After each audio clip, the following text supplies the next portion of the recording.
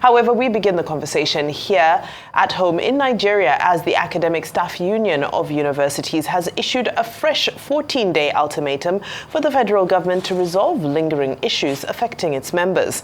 Now, this comes after the expiration of the previous 21-day ultimatum issued by the union before the federal government began negotiating with it. Now, the president of the union, that's Professor Emmanuel Osodeke, issued the ultimatum through a statement released on Wednesday. Issues of contention, according to ASUU, include unpaid salaries, which have been withheld since the 2022 strike action, the IPPIS controversy, which ASUU says has negative effects on university staff payments, and the 2009 agreement which the federal government had with the union. Others include outstanding third-party deductions, funding for public universities, proliferation of universities, implementation of visitation panels reports, and the reversal of dissolved governing councils. Well, joining us now is Dayo, a Rise News analyst, and of course he's here to discuss the recent strike threat from university lecturers and examine strategies for ensuring industrial harmony in the education sector. We'll explore how these measures could enhance educational quality and maintain stability. Good afternoon, Mr. Sobowale. Welcome to the program. It's a pleasure to be here. Right. Mr. Sobowale, here we are again.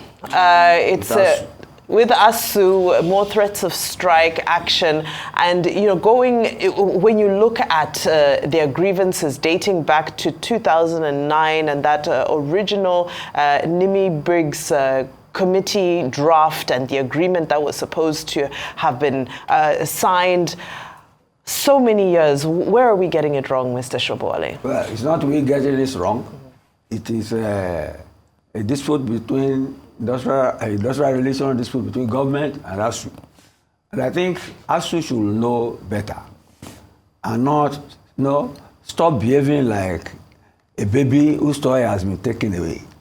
Look at the litany of outstanding industrial relations matters.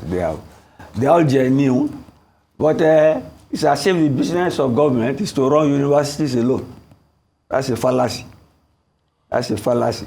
And you see, when you go on threatening, after some time your threat becomes sterile and has no effect. Government should address what they have put on the ground. But you see, in preparing for this, I was reading a paper on African higher education. That the topic was universities, corruption, and the erosion of the public good. And what did they say the public good is? Providing free education according to the Constitution of the Nigerian Federation. But that government itself has not provided enough funds to run the universities.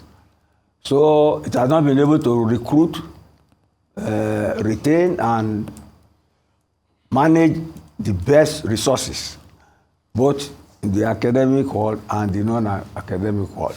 That, in turn, has led to corruption. Students are buying lecture papers, they are paying exorbitant fees, and as a result, only the very rich can afford education for their children. And those invariably go to universities overseas or very expensive Nigerian universities, which are almost double the size of the federal funded universities. So there is some confusion in both the leadership of the academic community and government management of how the universities should be run. But you see, a university system is supposed to be an ivory tower. Yeah, you have intellectual magnificence of sort. But given the way we run the universities now, the quality of leadership is poor, and the country is suffering as a result. And I've always advocated for free education, and I love the universities as a citadel of learning and for economic development. But this is in ruins now, given the postures of these professors. So acting more like trade unionists for menial workers instead of people leading the academic community. The academic system is not the Marxist system. It is in the Marxist system that you use state terrorism to terrify people and shut them up. But they are trying to shut government up, and it is our students who are suffering as a result. That paper I told you about said this has created a class struggle between the children of the rich who are able to go up socially under the social mobility ladder, while the children of the poor struggle. And that's why you have all this youth agitation, youth discontent, and dissatisfaction with the system. See, I blame the university over powerful industrial relations for what is happening in the economic sector. Let's leave it at that for now. Well said, Mr. Sobowale. Well, some do argue that ASUU's demands go beyond their remit as a union and encroach on broader education policy. Where do you think the line should be drawn when it comes to union advocacy and government prerogative in educational management? There is no line to draw. You look at the litany of demands. They are long and old. You get me? They've been there since. But then they keep coming back. Like I said, as if government has no other business other than to run the university system. Look, their pay structure, they don't like it. They want another system which they have suggested. Government has not agreed. They have arrears of salaries for periods they went on strike, and the government is saying that it will not pay for work not done. Yes, all those are, I said they are bona fide industrial relations matter. But when they are getting too many, let ASUU leaders show some restraint. No, and economize. Let them be realistic, know the capacity of government. You get me? And those that are urgent.